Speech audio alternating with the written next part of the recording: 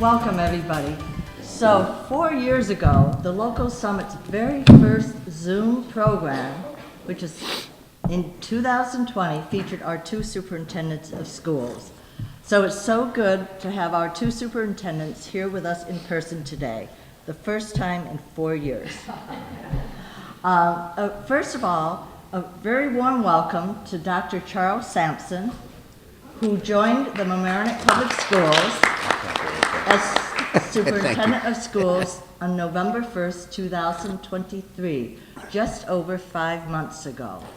A lifelong educator, Dr. Sampson came to Mamaroneck from New Jersey's Freehold Regional High School District, where he served as superintendent for the past 13 years. During his tenure there, the district earned recognition as one of America's best in-state employers in New Jersey by Forbes magazine.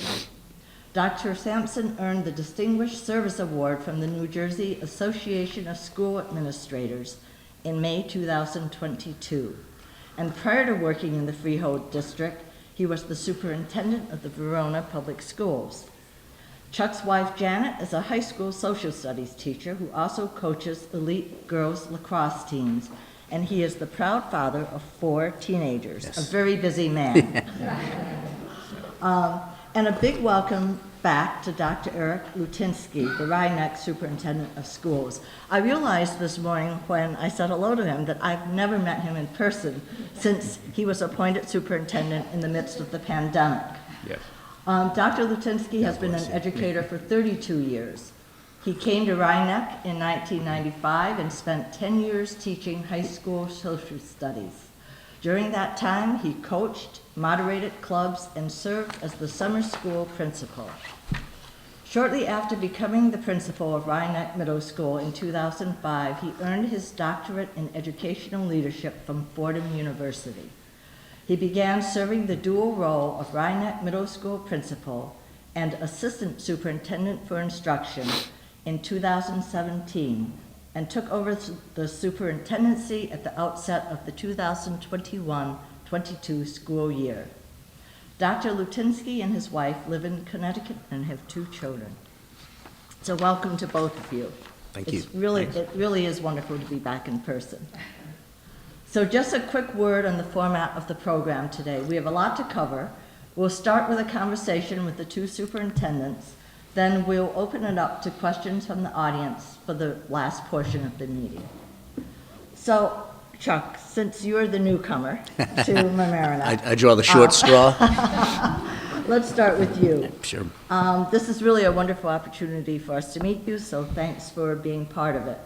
You've been with the district for just over 5 months, and when you joined the district, you prepared a very carefully thought out entry plan that's on the Mamaroneck District's website to ensure that there would be a smooth transition in leadership. So can you just give us a brief update on how it's been going? Perhaps you can share some of your first impressions, or if there have been any surprises or anything other you want to know. Sure. So if it's 5 months and it both feels like 5 hours and 15 years, right? So sort of simultaneously. I was not looking for a position when the Mamaroneck position became available. And I think it's important to note that I was attracted to come here, and this was the only place that I would have left my previous employment for. And it was a wonderful opportunity, and the timing was right for my family. And so I found myself applying for the position here, and am very, very happy that I did so. The first 5 months for me, it's a beautiful web of 3 different communities that come together, and the schools are sort of the hub of that. And so there's an inordinate amount of not just faculty and staff and students to get to know, but community organizations and the such. And so the first couple months were really just a significant portion of face time. A lot of just listening, learning, asking questions, meeting as many people as I could. Obviously, out and about in the schools during that. So one of the things that I did to ease the transition is schedule some really structured visits to schools by grade level to meet with each teacher, so I started pre-K, K, and sort of working my way up the elementary and working by department in the high school and by grade level in the middle school. And those visits are really, half hour or so with the principal, talking about what they're working toward and what they might be struggling with, doing well, and getting the lay of the land there, and then really focused on some classroom visits where I have the opportunity to talk to students and dialogue with them, and pulled together a number of different student focus groups as well. So have been meeting with groups of students at the high school and the middle school regularly, ask them about their experiences. And then, of course, you mentioned my entry plan. That sort of guided the work that I've done. I tried to make the entry plan a balance of sort of loose, structured guideposts to hit on my transition with some very specific details of what we were going to do. And so, for instance, tonight at our board meeting, one of the things that I had promised in the entry plan was by the spring to lay out a process for a strategic framework for a long-term plan for the district. So we'll be presenting an outline of what that process might look like this evening. And then, I came in on November 1st, and so the budget was upon us, right? And staffing, and Sylvia, our assistant superintendent for business operations, is here as well. She's been incredibly helpful in helping make sure that I understood the nuances of our budget and had a handle on that. And so the past several board meetings have really been focused around that. Yeah. So any surprises? Surprises. I would say there's daily surprises on, with certain things as you dig into it. But, the district is marked by excellence. And I think that I have been pleasantly surprised by New York State overall and the degree of professionalism that is brought to bear in public education, and the degree to which colleagues like Eric and other folks in the area collaborate. And I've been really blown away by just our students and staff. I mean, when you talk to, we have, for instance, Thursday night, we have a TEDx event at McLean Auditorium, sort of really generated by, student thought there, and you see things like that happening every day. And so I've been trying to talk to as many students as possible, because I do think that the students that walk our halls are just incredible. So that's been lovely in that sense. Sounds like it's off to a great start. So before we dive into the specifics for each district, both of you are lifelong educators, and it might be interesting for our audience to start with the big picture. Can you talk a bit about some of the more recent trends and biggest changes in education, and talk a bit about what challenges they pose and how schools are adapting? Sure, I can do that. That's a big one. Yeah. Yeah. Do you need it to be closer? Oh, sure. There we go. Thank you. I will endeavor to do that. One of the things that, when I look back at thank you, Lynette, for reading my bio. I've been at Rhinebeck for a long time, and it was when I started back in 95, typical, there were not a single computer in the classroom, and it was chalkboard and rows of desks, very traditional, very industrial, because it takes a long time to push large organizations to change. Mm-hmm. And yet when I look at that now compared to what we have in schools now, I think one of the biggest changes is schools are much more dynamic now. They're much more student focused. And I think one of the biggest positive shifts is taking the teacher out of the role of the sage on the stage that stands in the front and just dictates things. Yeah. To more of a coach that facilitates learning. I think that's very positive. And hand in hand with that is the improvement, I think, in the teacher preparation programs in our institutions of higher ed. The teachers we're getting now are are coming to us with skills that I certainly didn't have when I started out as a teacher. The challenge to that is there is a, when you hear about a national teacher shortage, Yep. it's real. Yeah. So I think one of the things that when I get a chance to talk to our students about, I try to make a pitch for education to become a teacher. Because it's hard when you come out of high school and you want to go off into the world. Your first thought frequently isn't, all right, I'm out. Let me go back into the classroom and become a teacher. And then after getting, perhaps a bachelor's degree, then I need to stay in a master's program and get my certification. And then, the whole idea of student loans, you tack onto that. So attracting educators is getting harder and harder. So there are challenges and benefits, but it really is, again, looking back, a very exciting time to be in the role of an educator.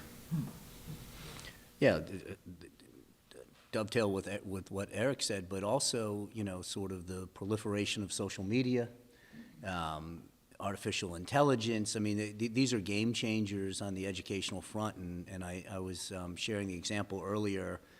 When I started as a building level administrator, back in the early 2000s, you would receive a Post-it note on your office that Mrs. Smith called.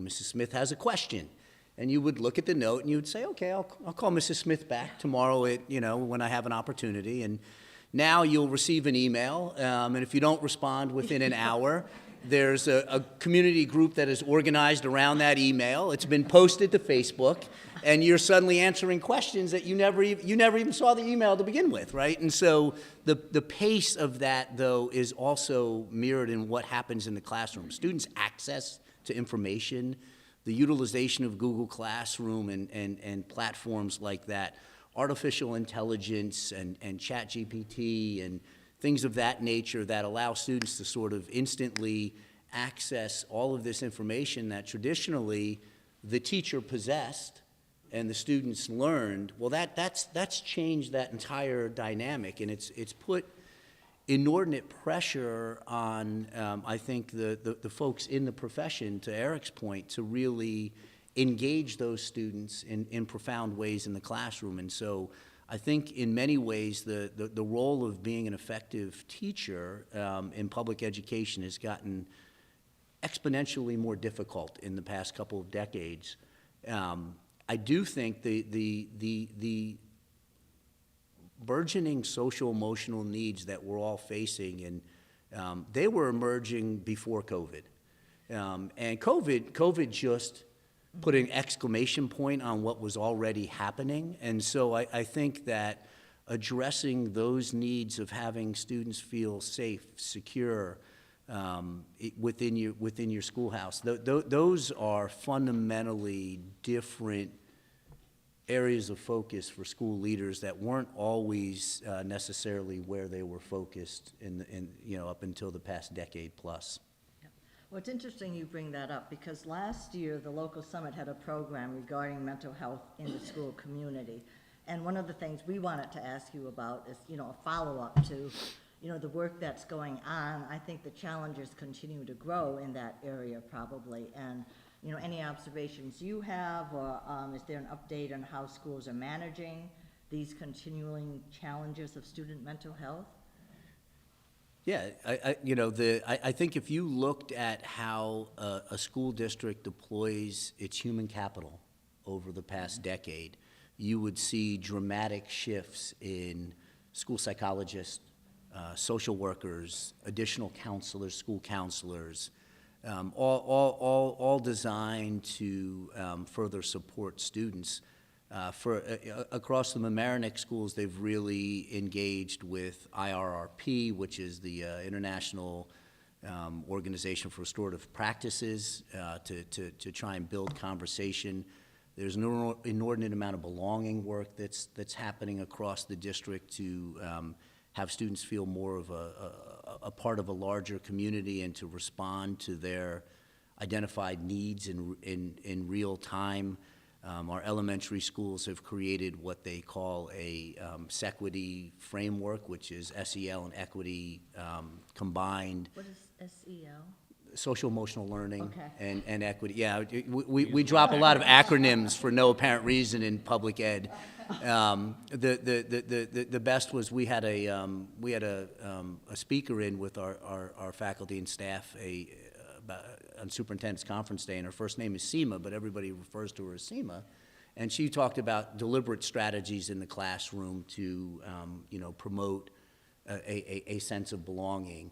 But when I was stating her name at the board meeting, folks thought SEMA was an acronym as well. And so we just engaged in our district-wide belonging survey to get at really specifics about where students are not feeling connected to the school. Our administrators are engaged in what they call empathy interviews, where they're interviewing.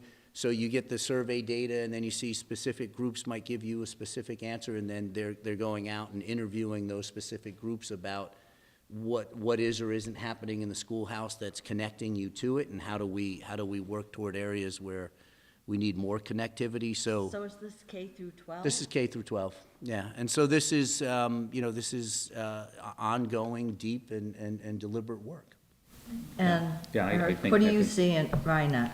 Well, I think Chuck hit the nail on the head when we talked about human capital, because that's what schools do. You bring trained adults into contact with kids.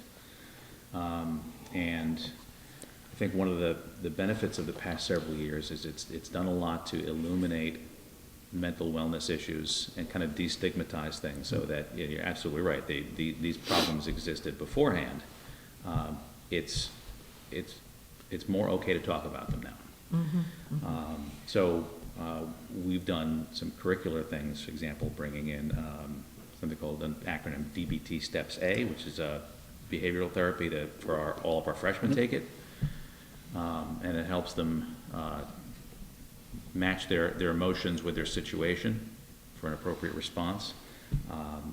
That starts in grades 3 through 8 with what we call the ruler approach, which is an emotional regulation, because the idea is that for a student to be able to concentrate on sentence structure or math equation, you need to be in an emotionally appropriate state to learn. Beyond the classroom, we've done community type things like Wellness Wednesdays and Terrific Thursdays to get the kids engaged. We partnered with a new program, ESS, Effective School Solutions. They've come in and they provided a clinician that's on site for us. Occasionally have students that have needs that your school might not be able to handle, so they may have to go elsewhere for a time period. So what ESS has helped us do is keep those students in the building and in the classrooms and serve their needs in schools, in addition to providing parent forums, professional learning for our teachers. We've just spent a lot more time on the finer points of what mental wellness looks like in our students to be able to recognize signs. And do you feel that you're still seeing some lingering effects from the pandemic and from the students not being in the classrooms for a period of time? I think Is any of that left? When you go back to when it started, every student had that point in time, that grade that they were in. So for the students that were almost finishing high school, that meant they lost the sport they needed to put on their resume to get into college, for example. At the other end of the spectrum, you had the pre-K, the K students who all those little but important playing in the sandbox lessons that you learn, they didn't get until later. And then, of course, middle school, everyone's favorite grades. When they go through so much change, going through those changes in isolation, push those, so they're all different depending on where they were at the time. So we are, one of the things at Rhinebeck we've been able to take advantage of is our small size, and really spend time in the classrooms from a curricular standpoint, from a mental wellness standpoint, from a social standpoint, navigating through those blips. So those students are still in our halls, right? And I think that the, political perspectives aside, closing the schools had profound impacts on these children. And, I look at my own 4 children, and they all handled it in different ways. If you had existing needs, that it might have been exasperated. So my youngest is severely dyslexic. Being home and listening to a Google Meet was the worst thing that could have possibly occurred for her, because as she's writing and trying to transpose what she's hearing, she's lost in what was, and so that was really a shuttered year for her. And so when I'm looking at our student needs across the district, it impacted different children in very different ways. Some kids thrived in the time, but many did not. And so closing those gaps over time is just ongoing work. We're never going to get that time back, obviously. I think it's incumbent on the schools to identify the needs that are clearly apparent and then work toward mitigating those as best as we can for those children. So when we were talking about changes in education, recent trends, you touched upon AI. And I think we've all in this room heard a bit about it and the challenges that it can pose. So what have you encountered in your schools? Well, if you give people a tool, they want to use it. Yeah. But it's got some similarities. The introduction of AI has got some similarities to, if you think back to calculators in math class, and the idea that, well, if they get to use the calculator, how are they ever going to be able to Right. learn to do the math? Which makes sense. There are times, though, when we use tools effectively. Like cell phones, the exact same thing. Certainly as a middle school principal, the introduction of cell phones into classrooms, that was tough. The social issues that Chuck hit on earlier came to bear there.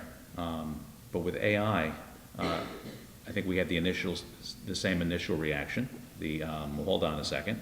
How are they going to learn how to write if we just program things? But like any other piece of technology, there's a place for it, and you have to learn to use it responsibly. So in our classrooms, our teachers, they got together in focus groups and talked about what they were seeing and how they could move forward with it. So there's a dual approach with regards to an acceptable use policy that our students have to follow. You may do this, you may not do that, and it's really the same thing as back when you used to use index cards for research papers. If you're citing your source and you're not claiming it as your own, and you're still doing the work, there's certainly value in using tools. But it can have great value certainly in special education, for example, in helping students see things from different perspectives. In our English as a new language classes, for frameworking and outlining and providing ideas. So I think the approach is, as long as you have the structure in place, the AI can have great value. Yep. Yeah, so to Eric's point, our approach has been, it's here. We have to embrace it because it's only going to expand even further. And so what we've been doing with our faculty and staff, we have a small sort of focus group that's worked toward sharing some of the ways that you can utilize it with our larger staff. So we've had a number of faculty meetings devoted to here are some tools, here's how it's utilized, here are some real life examples of AI to sort of demystify it for our faculty and staff. Could you give us an example? We're piloting a framework in middle school English class that gives immediate feedback on essays. And so we played with it ourselves, right? And so I sat there and the role of the teacher will never be diminished, because in the very first feedback that it gave me, I questioned that. I said, no, I don't think that's a good example. Like, let's have a conversation about that. And so what it can do in real time, though, it can have a student who's writing an essay prompt get 3 different revisions in 3 minutes and then share it with the teacher, right? And that's, without the teacher, so think about it. You have an English teacher might have 125 students. They all write a rough draft of an essay. Traditionally, that teacher has to go home. You have to go through those 125 drafts, which is time-consuming. You have to write feedback in a way that we know once students receive feedback outside of a certain period of time, it's largely meaningless to them, right? So that maybe 3 days later, they get the comments and they write another draft. AI has tools, I forget the name of it, but we're using one where, so I'm sitting in class, I have my draft, I send it through there for feedback. It kicks up some feedback. Now I refine it a little bit more. I send it back. Now, by the time I give the teacher the first draft of that, in minutes, I've already gone through the first couple blushes of feedback. Now, the rub is that AI is an imperfect partner. The role of the teacher, now it's up to the teacher to embrace that enough to actually marry what the tool might spit out as feedback. So this is incredibly complex, right? And our role as school leaders is to provide the support for our faculty and staff to embrace this in a way that they feel supported, that they feel the ability to take risk, that it's a safe environment to learn and grow with some of these tools. Dr. Moore, who's our new assistant superintendent for curriculum instruction, we were kicking things through ChatGPT just to see what it spit out. So we're doing this presentation tonight, and we were looking at a visual. Like, what's a good visual for this? So we kicked it into ChatGPT like 4 times. What comes out? That now we're playing with it, right? And so I think that sort of attitude is what you want to permeate your faculty and staff, because the students are going home. They're going on the ChatGPT or whatever other tool they might have. So we have a responsibility, to Eric's point, to show them how to use it effectively and appropriately, and still learn themselves, right? Like that's the rub. So incredibly complex, but I would argue also incredibly exciting. And it's just like, think about pre-internet, right? What did we all do? I drove across the country twice with Rand McNally maps. Yes. I can't go around the block without my GPS now, right? So these are all, this is all real-time change that's powerful if it's embraced and supported and structured, to Eric's point, in a way that is safe for folks. But what a challenge for educators. Incredible. An incredible challenge. I mean, I don't know, I have not played with that tool myself. I'm thinking I probably ought to get on, and maybe to write the next article and see what it comes up with, just to see what it's capable of doing. No, fascinating. In terms of demographic and enrollment trends, that's always of interest, and I know it's certainly in the Mamaroneck school districts, at various points in time, we thought we might be out of space. So what do things look like now, and have the demographics been changing much over the last few years? So the space question first. Space is the hyper-local issue of the Mamaroneck Union Free School District. And I mean space and, classroom space, field space, availability, and that sort of... Neighborhood schools. Yeah, and understanding that, neighborhood schools are important to the community. Where we are enrollment-wise, while we're relatively stable, we've seen a real sharp increase in our high school enrollment. So we're up about 150 students in our high school enrollment. That is a significant stressor to, obviously, the high school. At the elementary schools, while our enrollment is relatively stable, it's back to what its high water marks were in 07, 08-ish, thereabouts. However, the proliferation of specialized programs and to go with the student needs of 2024 have crowded our space much more significantly. So we've bifurcated classrooms and things like that for small group instruction and things that we need to do that are driven with some of our additional specialized programs that we've implemented. And so space is a constant issue. We right now, the Mamaroneck schools, we're about almost a quarter of our student population are Latino. We have a significant portion of we've doubled our number of non-English speaking learners in the past decade.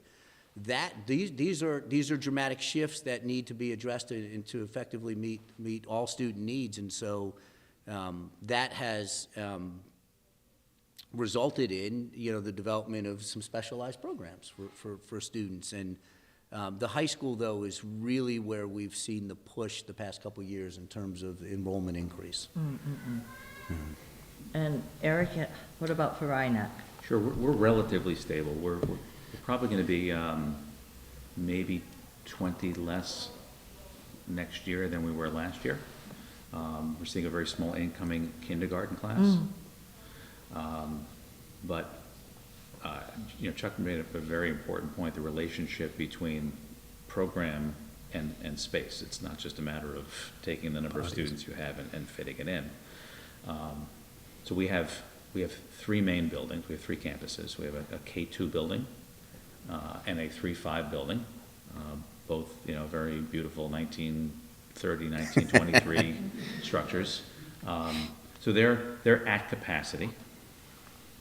So we don't have extra space, but we don't need it right now, other than for those differences. So, for example, one of the things that New York State has done in improving what it asks us to do is change how science is taught with more phenomenon-based inquiry type learning. Okay. Particularly at the elementary level. So what that's done, if you think about a middle school or high school science class with a lab, Yeah. it's incorporating more elements of that into the elementary school. So with a class of 20 students, how is a teacher supposed to set up beakers and graduated cylinders and things while teaching in the same room, then instruct, then clean it up when they're done? So what we're looking at is to create a space just for those within our elementary building. Same amount of kids, but it impacts the space. Right. And then, within the classroom, I think one of the most difficult things our teachers do these days is what we call differentiated instruction, which is nothing more than you've got 20 kids in a classroom, and they're all different. So you have to find a way to instruct to reach them in particular. Well, schools do that as a whole. So we have around 1,500 students. They're all different. So to Chuck's point, we try to specialize, and sometimes that means a smaller group, and you need to take one old classroom and put a wall down the middle and create two. Beyond that, we just completed a capital project. So we got a brand new middle school gymnasium. So that gave us that literally doubled the size of the gym space we had on our main campus for 612, and created a brand new high school science wing, which gave us more space, better space, and freed up space for our middle school. Yep. So our space right now, we're looking at some other things like field reconfiguration, improving infrastructure, Okay. paving and roofs. So before we totally run out of time, I think we've gotten carried away a bit. Let's turn to the budget, and maybe you can each provide us some of the budget highlights from the proposed budgets. And the vote, I believe, is May 21st? May 21st, yep. And we have too much money now, right? So, Whoever says that. Whichever one of you wants to start. The interesting context this year is that if you've watched, the governor's initial budget had a reduction of about $420 million in state aid. No one can understand why. The revenue projections came in ahead of what they anticipated. But that's the initial budget. Now, and so the Senate and Assembly and Steve Otis and Shelley Mayer have been terrific in advocating for us here. Both of those houses pushed back with proposed budgets that saw a restoration of that cut and a 3% or so increase for schools. So that's the larger context with which we're within. For us, our 24-25 budget is within the tax cap levy. We are also putting up a capital bond, though, in conjunction with that. We have expiring debt. We're making strategic use of that to really accomplish most of our year 1 and 2 long-range facility needs. So Eric touched on the age of our buildings and the infrastructure costs to maintain our campuses and our schools for our students in a safe and welcoming environment. And for us, we want to take care of those infrastructure needs through the capital bond so that it does not cannibalize our programmatic offerings for our students. And the way to do that is when you have expiring debt is to utilize that opportunity to do it at a very minimal cost, literally, Eric, we were talking earlier, right, less than a cup of coffee a day to maintain your facilities in a way that keep these aged buildings up and running for children. But our budget-to-budget increase is 2.37% in a time of hyperinflation, where everything else is not going up at 2.37%. I can certainly guarantee you that. We all see our utility bills, our property taxes, or whatever bill, and our tax levy increase is 2.59%. Interestingly, for us, our tax rate has actually gone down, but as Sylvia will say over and over again, that does not mean that taxes are going down. It just means that there's the tax rate itself, from business entities and as such has decreased. But we built in really, we designed this budget in a way that allows us to fully staff some of the places where we had some gaps, but also we're doing a lot of deeper long-term work in terms of looking at our schedules and our efficiencies and our utilization of faculty and staff, particularly in our middle and high school. And so from a long-range perspective, we didn't want to engage in adding a bunch of positions and things like that this year because we wanted to really take a deeper dive into how we are efficiently utilizing the resources that we do have in order to launch this sort of in conjunction with that longer-term plan that will come to bear. Yeah. I'm very happy with our budget. We're tax cap compliant for the 13th year in a row, 2.19% for a change of 2.97%. One of the things that I talked about the stability of our enrollment. We haven't had to increase staffing. That's usually where your big expenses are. But there's two significant aspects of our budget this year that are very noteworthy. Really, both are examples of cooperation between our business office and our Board of Ed valuing certain things. So the first is we have a strategic plan that we started last summer. We've been working on that's going to roll out July 1, take effect on July 1. And one of the things that we did was we put money toward professional learning for our staff in the new budget, specifically to achieve the goals of our strategic plan. So that's very important. The second thing is we have a Proposition 2 for use of our capital reserve fund. So several years ago, our business office and our board really thought it important to plan ahead and establish a new capital reserve fund. So this year, our Proposition 2 proposes use of that capital reserve for analysis of our infrastructure, particularly those older elementary buildings, to see if they can handle air conditioning, for example, and what it would take to get there. Our fields have not been, they've been the way they are past 25 years. So, we want to reconfigure our fields and look at Do we put turf in? Do we do this? New roofs on our athletic center, and a lot of envelope work, which just means paving and groundwork to keep those buildings running, to make sure they're open for kids. So those are two significant elements of our budget this year: the Prop 2 and the inclusion of the strategic plan money. Chuck, did you want to say anything else about the, what's in the capital Sure. plan? Yeah, the capital bond is, so there's a number of, Eric referred to as envelope work, masonry work across the buildings.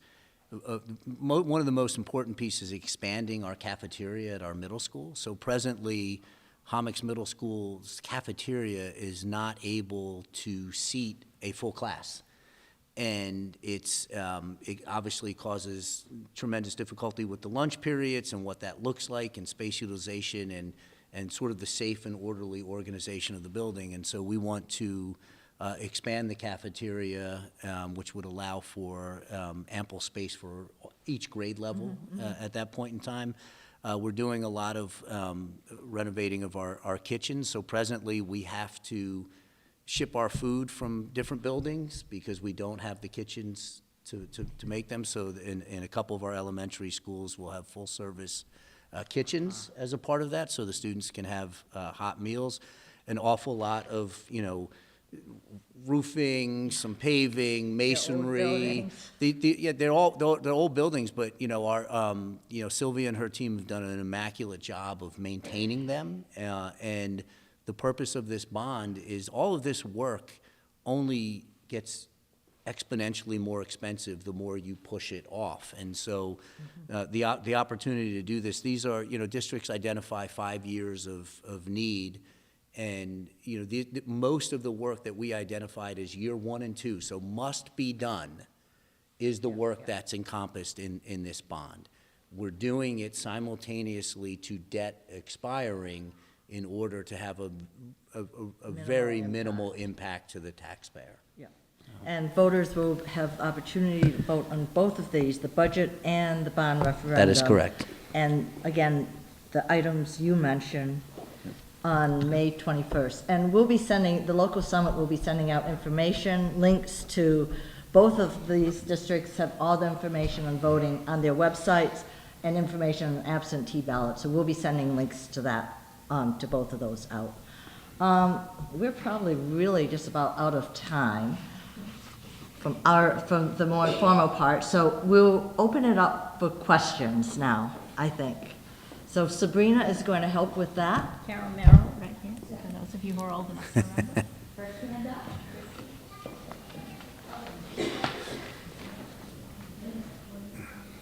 Just if you would state your name and, Sure.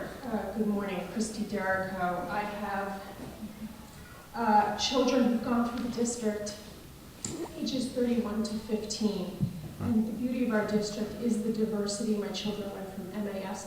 We are at Mamaroneck district, not Rhinebeck. And welcome Dr. Sampson, who was well acquainted with Dr. Schaps before you, who always had an open line of communication. I liked that you addressed the issue of safety and security. I called Schaps last year. There were episodes of increased violence, sometimes off campus, fighting with the kids. And in one instance, one of the kids involved ended up not being in district, and that was addressed, to my understanding. I know these things are not often handled publicly, but I'm concerned because there seem to be a large number of new kids in the school who are quite old, and 21. And this isn't an isolated instance, and we have broad concerns. You have a lot on your plate with diverse learning and so many issues that, again, it's the beauty of the district. But there was an effort I had to go in and give my address a few years ago. Might have been in COVID or just before. So what is being done to make sure we're not taking care of more problems than we need to? And due to the fact that you are struggling under mandates that you have to keep students, I guess, up until the age of 22 is my understanding. But there was a terrible fight on a bus, a B1 bus. These are off district, but it bleeds into, I'm sure, what you have to deal with in the school district. So that's really my concern.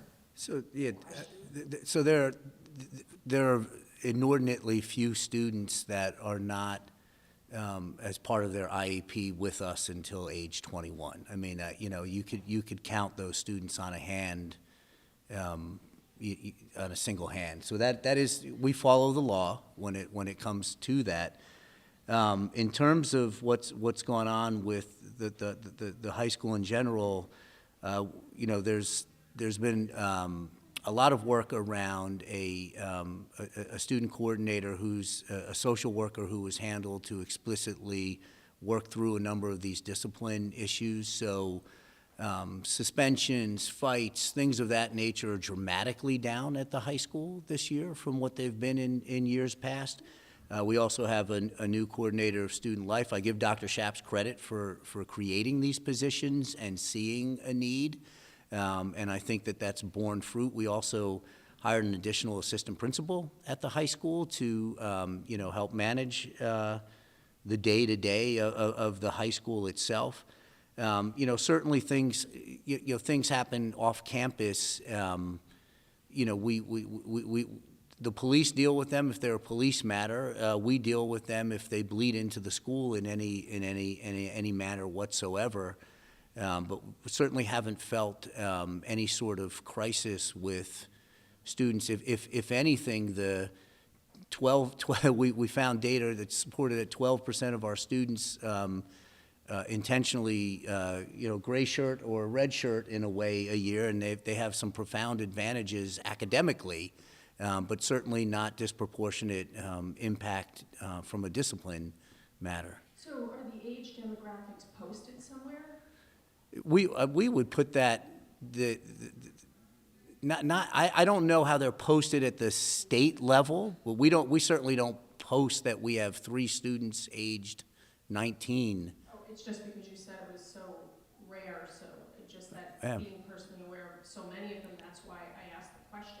But if it's not posted, I was just curious. No, we don't, yeah. I don't think it's common to post ages. No, I mean, you know, there's the FERPA and student privacy rights and the such, especially if it's a small N number, you're not going to identify students.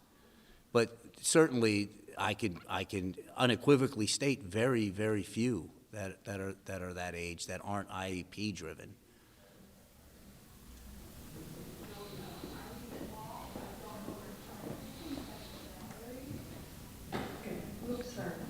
Hi, I'm Carolyn Gallagher, a longtime resident here, a former educator and retired now, but who's who in American education, former department head, and also my grandchildren were in Mamaroneck High School. So I have 2 things. One, I was delighted to hear that you all are looking at the material that students are used in order to learn. They were learning to use the material responsibly. And I would just add, with integrity. I trust you're teaching that at the same time. But my question relates to mental health and the fact that nationally we have increased anxiety and depression among the high school kids, and it predates COVID. So my question is, locally, what is the situation related to the numbers of people you're seeing experiencing anxiety, depression, and thoughts of suicide? So, I mean, the numbers have certainly gone up for students, particularly teenagers, and that's a phenomena, again, that we've both pointed out was trending upward prior to COVID. And that's, you know, districts have responded with the deployment of more resources to not just to meet those needs, but more importantly to identify them before they become an issue for a child, and to provide safe spaces for children to work through some of that in the modern day. But the numbers have certainly gone up over the past decade. The numbers, the incidence of anxiety, school phobia,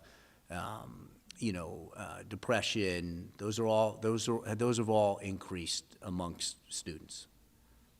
And what are we doing?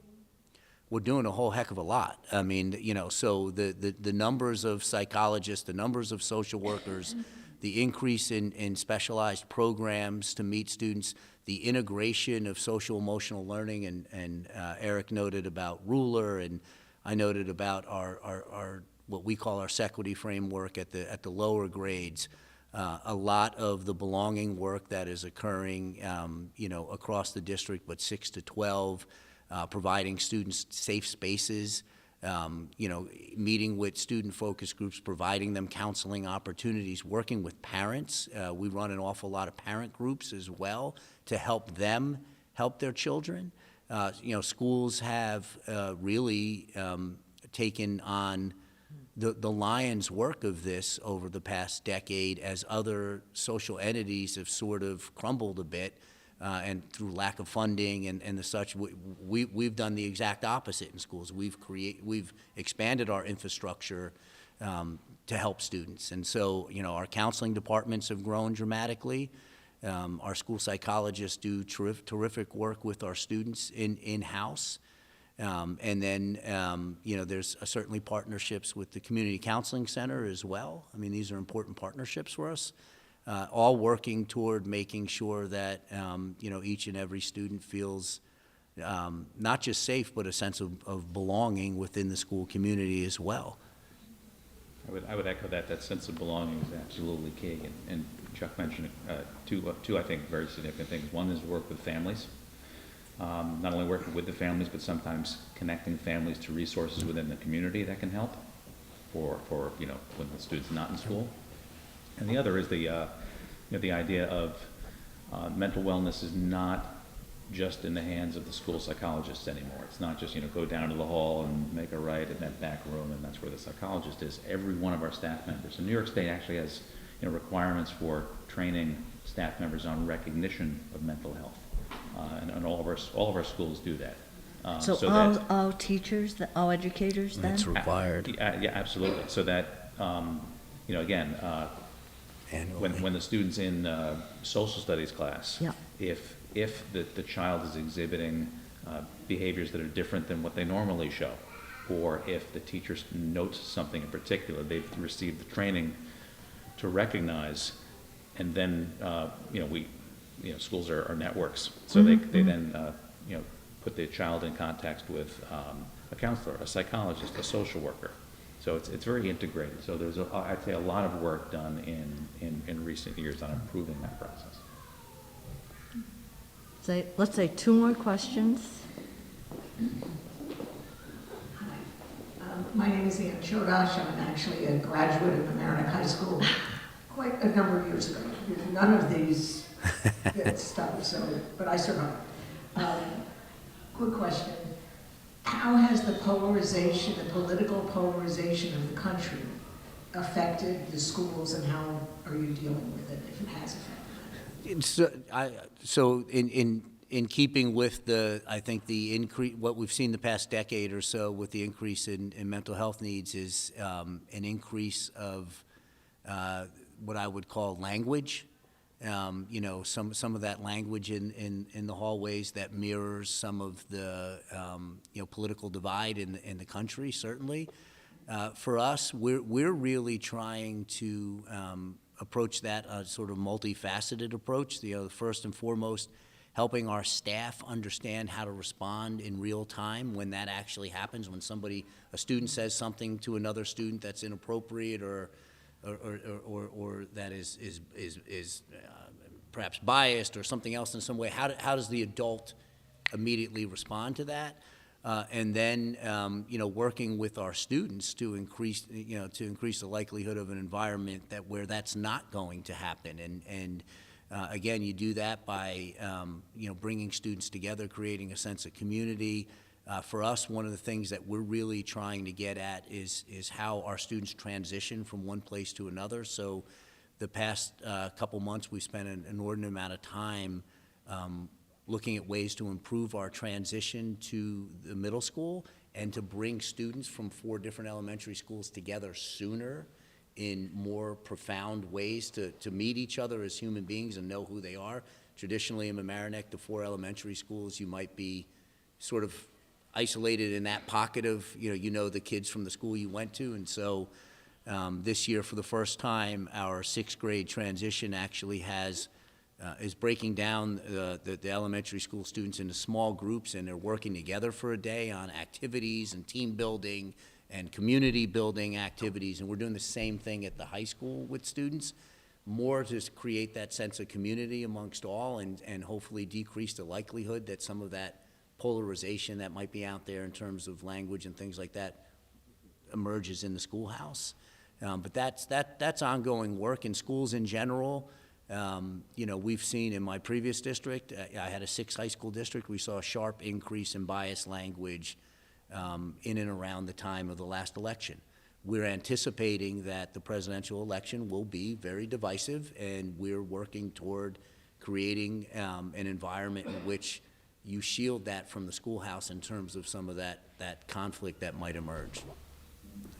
And the real trick to what we do is to turn these situations into educational opportunities for kids. As a social studies teacher, we did Kent State, and there's the photographs of the protesters.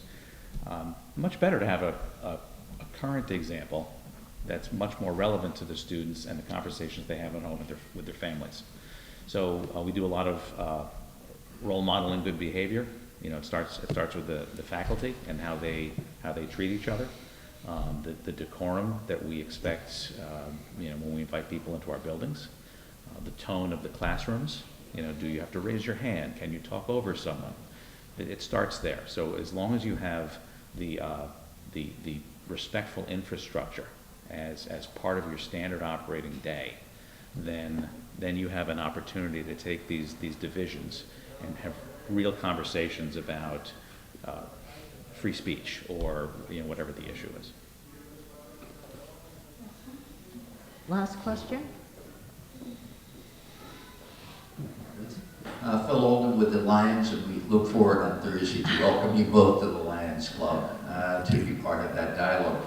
My question relates to sympathizing with your younger daughter. I was extremely dyslexic as a student, which means I was a terrible student academically, but it was the extracurricular programs that I was able to get involved with that allowed me to express myself and to kind of grow from what I learned. In college, I learned far more from the things I did outside the classroom.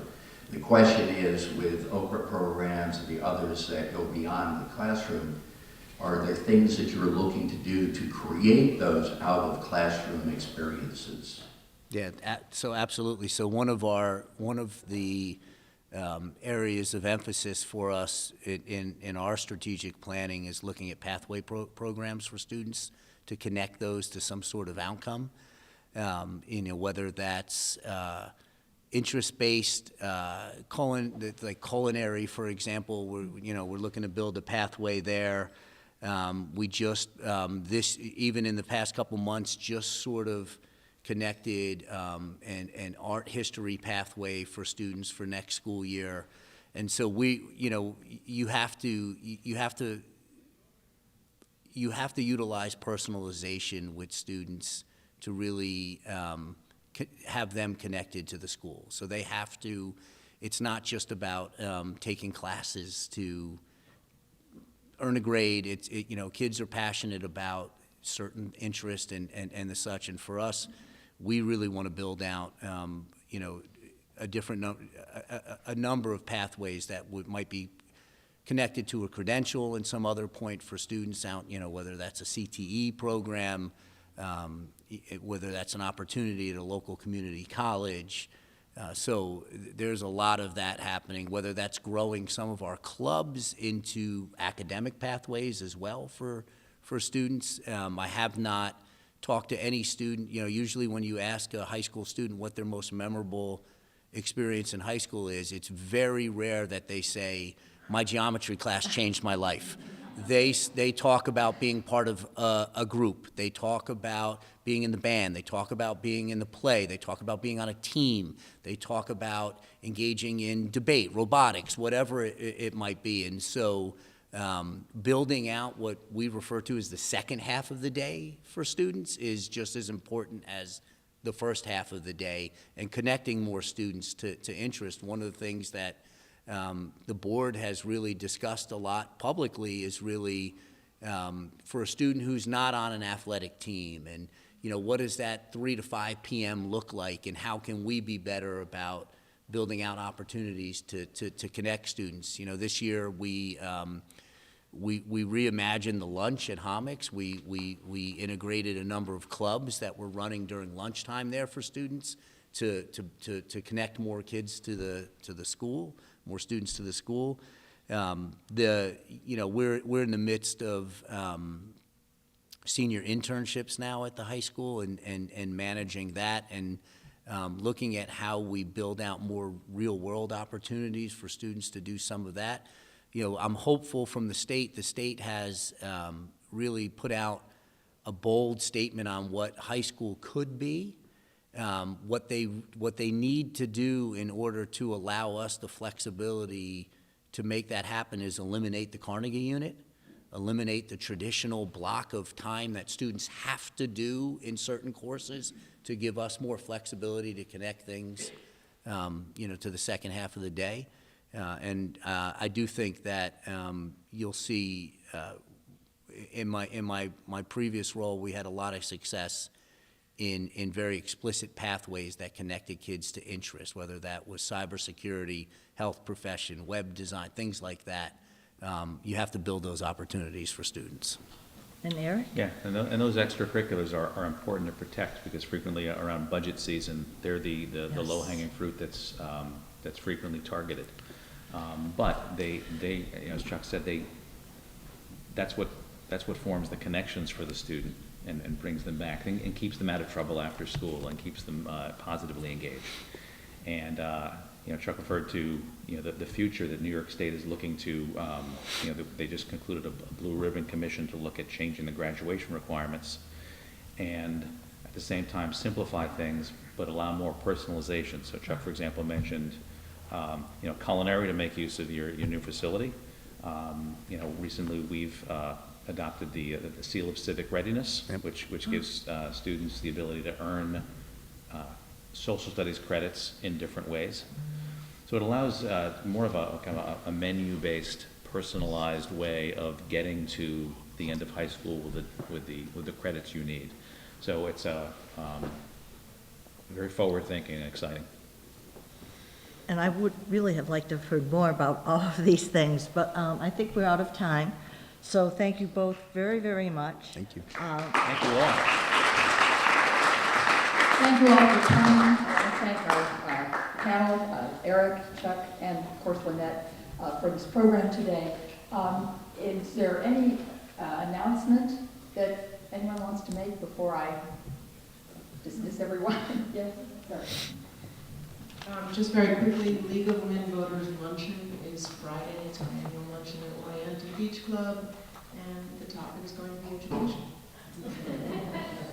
I want to also encourage everyone to come to our next meeting on May 14th, when we're going to be talking about scams and fraud, something everyone should be very interested in at this particular moment. How to do it. How to help yourself prevent getting caught in those. Okay, thank you very much. Thank you. Appreciate it.